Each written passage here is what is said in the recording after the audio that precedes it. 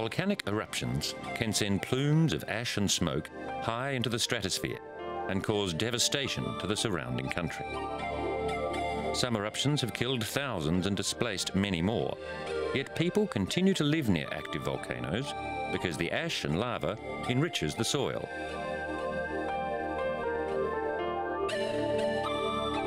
With some volcanoes remaining dormant for centuries or millennia, the danger becomes remote. But when a big volcano wakes up, it can have global consequences.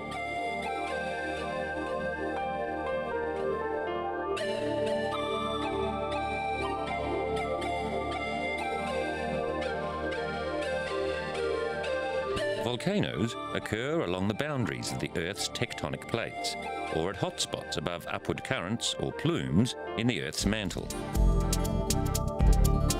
On July 18, 1995, the Montserrat volcano in the Soufriere Hills became active for the first time in 350 years.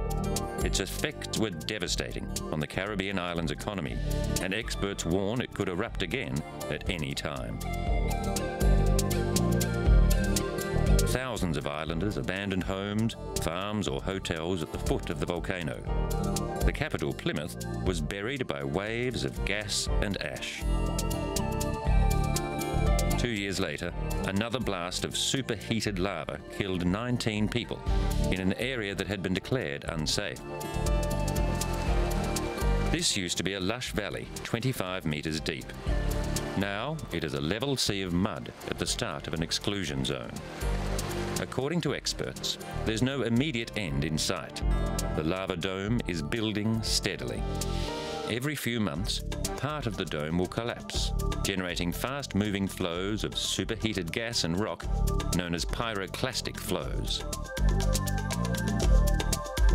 In Africa, in the Democratic Republic of Congo, when Mount Nyiragongo erupted in 2005, hundreds died, and schools, hospitals, and thousands of homes were destroyed. With their town Goma in ruins, hundreds of thousands of people fled to take refuge in the border town of Gisenyi in neighbouring Rwanda. 6 months later, some businesses had reopened, and residents were trying to shovel away the lava to rebuild their houses. Researchers are trying to gain a better understanding of volcanoes to attempt more accurate predictions about their behaviour. The composition of molten lava and where it comes from has been the centre of debate among scientists for some years. They are trying to find out more about the Earth's internal dynamics and how it works. Geophysicists now have good evidence that plumes, the hot, narrow currents that well up in the layers between the Earth's crust and its core, originate at the core mantle boundary. This suggests there is one big convected system, like a pot of soup continuously boiling. Mount St. Helens is the most active volcano in America. It lies at the centre of a specially created park called the National Volcanic Monument. It's an area of great natural beauty, but it is closed intermittently when the volcano shows signs of activity. In 2006, the park reopened after rumblings had caused it to stay closed for almost 2 years. Hikers on the 5-hour climb to the crater's rim pass sensors monitoring the mountain's many earthquakes. They have to cross boulder fields from past eruptions and areas thick with ash. Frequent tremors cause rock slides, and the Forest Service advises caution, saying that there is always a degree of danger on active volcanoes. At 2,591 metres high, Mount St. Helens is a challenge that many serious hikers would like to undertake, and today the scene is tranquil. But in May 1980, Mount St. Helens erupted with such force that it levelled surrounding forests and killed 57 people. The north face of the mountain collapsed in a massive explosion. Nearly 600 square kilometres of forest was flattened or buried beneath volcanic ash, and a volcanic cloud rose thousands of metres into the sky. The eruption continued for 9 hours, but Mount St. Helens and the surrounding landscape were dramatically changed within moments. 2 years later, the region was declared a special area for recreation and research, and the environment was left to recover naturally.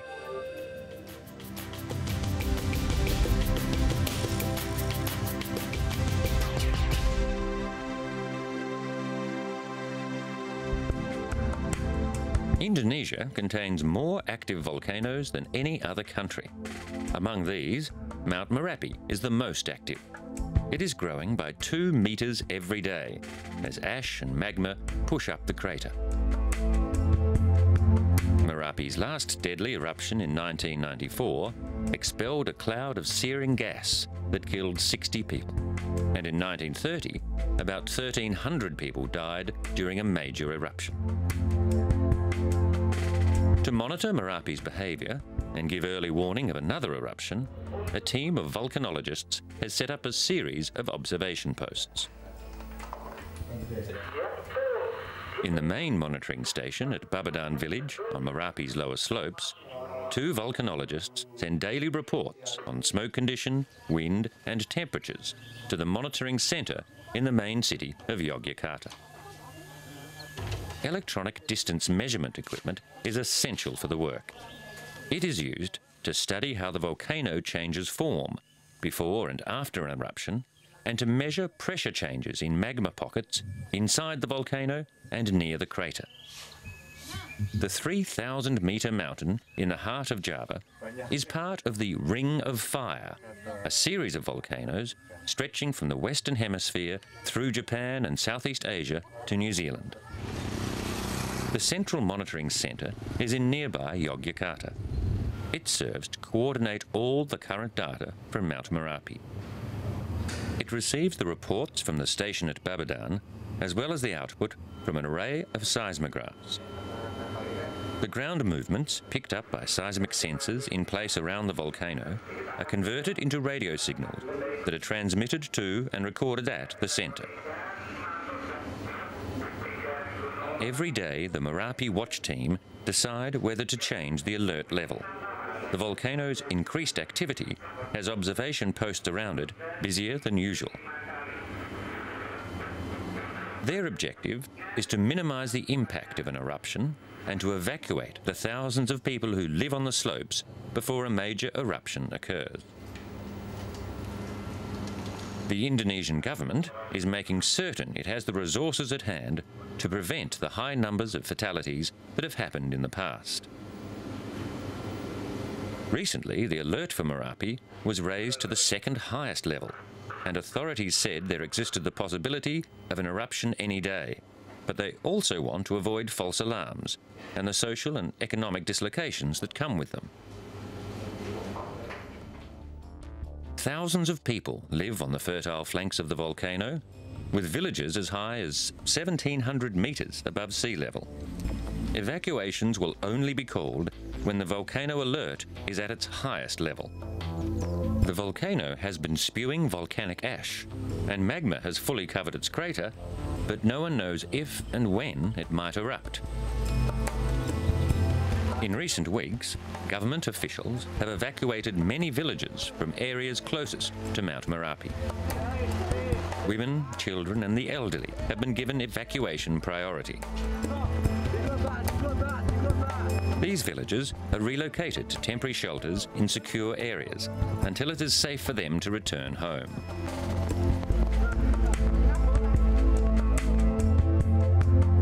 However, at the Babadan village observation point, evacuation is not an option.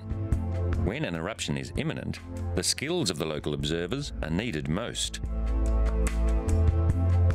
Everyone is keen to avoid the high human cost caused by past eruptions. Seismic activity beneath Japan's Mount Fuji has been increasing since 2005, when the monthly number of small tremors jumped to 35, compared with only 1 or 2 a month in previous years. Recently, towns at the foot of Mount Fuji conducted their first large-scale disaster drill for a possible eruption of the world-famous volcano. 15,000 people participated in the drill that was triggered by recent worries over these earthquakes, as well as increased volcanic activity throughout the Japanese Isles. Based on the scenario that the conical peak had erupted and spat out lava halfway up its northern side, residents practiced evacuating in orderly lines, while others brushed up their first aid skills. Volcanologists say the tremors do not mean an eruption is expected anytime soon, but that the famous volcano warrants careful watching. The disaster response exercise involved Japanese military assets and medical specialists, in addition to civil emergency teams. A large number of citizens volunteered to act as victims to help authorities refine critical medical evacuation techniques. Mount Fuji is just 150 kilometers west of Tokyo, Japan's sprawling capital of 13 million people. Activity under Fuji has reached a peak of 221 tremors a month, though these movements have not been perceptible to humans. 1,000 kilometers southwest, in the city of Shimabara, residents bowed their heads in prayer to mark the day in 1991 when Mount Unzen erupted, killing 43 people. A scalding stream of lava, gases and debris swept down the mountain to engulf the outskirts of this town, destroying everything in its path. Those that died were burned beyond recognition. Many blame the death toll on poor government disaster planning, though local residents admit they lacked a sense of danger because Unzen had been silent for nearly 2 centuries. Japan lies at the junction of at least 3 tectonic plates and is regularly rocked by tremors. The Shimabara tragedy shocked Japan into taking a much more serious approach to potential eruptions. When Mount Usu on Hokkaido and Mount Oyama on Miyakojima erupted, evacuations were carried out. Miyakojima was completely evacuated and not one life was lost in either eruption. At the base of Mount Pinatubo in the Philippines, about 100 Aeta tribesmen were preparing to climb to the crater lake to undertake an important project. In the years since the volcano last erupted in 1991, its crater had filled with water, which was now within 5 meters of the rim. The group was heading to the crater lake in an attempt to dig a spillway to relieve building pressure, threatening 40,000 villagers living below. The brittle crater, composed of loosely packed volcanic rock and ash, could give way, unleashing a catastrophic mudslide. The workers said they were happy to undertake this dangerous task, not only to spare their homes from flooding, but to earn money in this economically deprived region. Water had been rising rapidly during the wet season, and geologists said that without the work, it could shatter the upper walls of the volcano.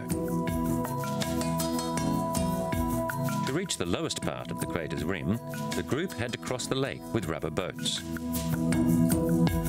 An advance party spent 3 days at the summit before being driven back by the monsoonal conditions, but this larger group was charged with staying until the job was done. Because of the rim's fragile nature, no explosives could be used. All work had to be carried out by hand for fear of triggering a large breach in the crater. However, a Swiss engineer working in the nearby town of Pampanga said there was a safer way to drain the crater lake. Rolf Bachmann submitted some proposals to the Philippine government to construct a siphon device to control the outflow of water from the crater. He maintained the damage to the crater's edge would be exacerbated by the water flowing through the man-made gap, which could eventually lead to the type of failure that everyone was trying to avoid. This proposed system of pipes would climb up over the rim and use gravity to keep the drainage flowing. One big advantage of this system is that outflow from the crater lake can be regulated and even stopped by means of a large valve at the end of the pipe. The government did not respond to his suggestion.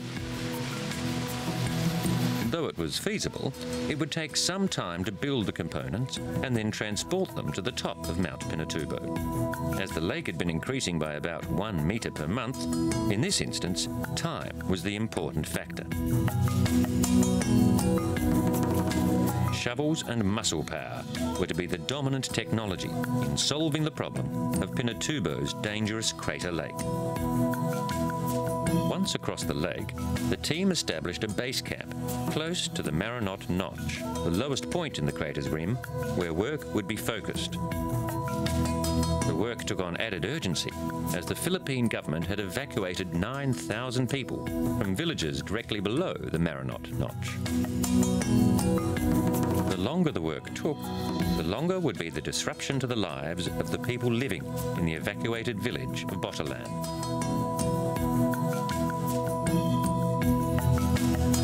After weeks of difficult work, the team succeeded in deepening the notch by 5 metres and successfully reducing the lake's volume by a quarter.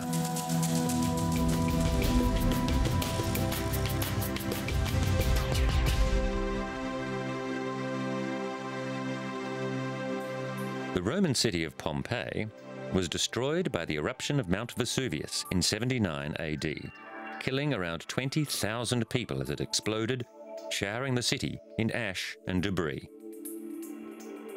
The city lay buried for almost 1,700 years, when remains were discovered that included petrified bodies and household objects.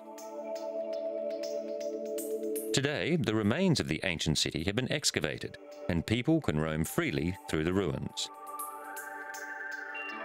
A detailed account of the city's destruction was recorded by Pliny the Younger, and the type of event he wrote about has been named a Plinian eruption. Pliny described a volcanic cloud in the shape of a stone pine, a shape we would call a mushroom cloud. Nighttime excursions are concentrated around the Old Forum, the marketplace area, which was the focus for important political and religious functions. Plaster casts made from unearthed artefacts are on display. They replicate objects such as amphorae and even the body shapes of those trapped in the eruption. At the time of the eruption, Pompeii had around 20,000 inhabitants and was located in an area in which Romans had their holiday villas. It is the only ancient town of which the whole topographic structure is known precisely as it was, with no later modifications or additions. Its streets are straight and laid out in a grid.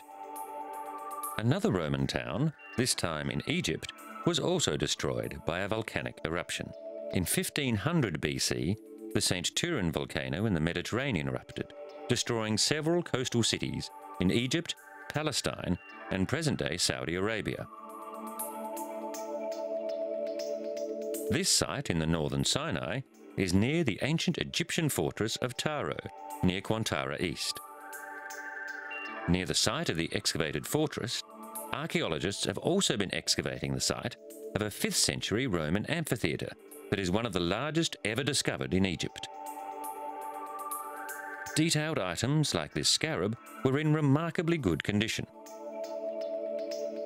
The amphitheatre, which was once supported by 30 columns, is currently in the process of being restored, and authorities intend to rebuild the wooden stage and seating area. The Taro fortress, where the lava field was discovered, was on the Horus military road that once connected Egypt to Palestine. It is mentioned in ancient papyrus documents that say the St. Turin eruption killed more than 35,000 people. Such volcanic sites provide a valuable view of the past, frozen as it was thousands of years ago. Residents from the small town of Santiago Jalatientla gather every year to honor Mexico's largest volcano with offerings of fruit, tequila, and firecrackers. Located just 12 kilometers from the volcano, Santiago Jaliscientla is the closest town to Mount Popocatépetl. The residents live with daily reminders of the proximity, feeling tremors, exhalations, and explosions.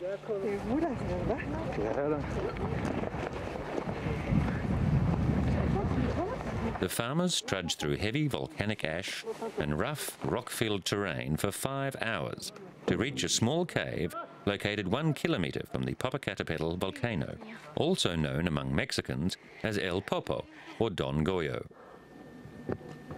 Popocatépetl is one of the most active volcanoes in Mexico, having had more than 20 major eruptions since the arrival of the Spanish in 1519.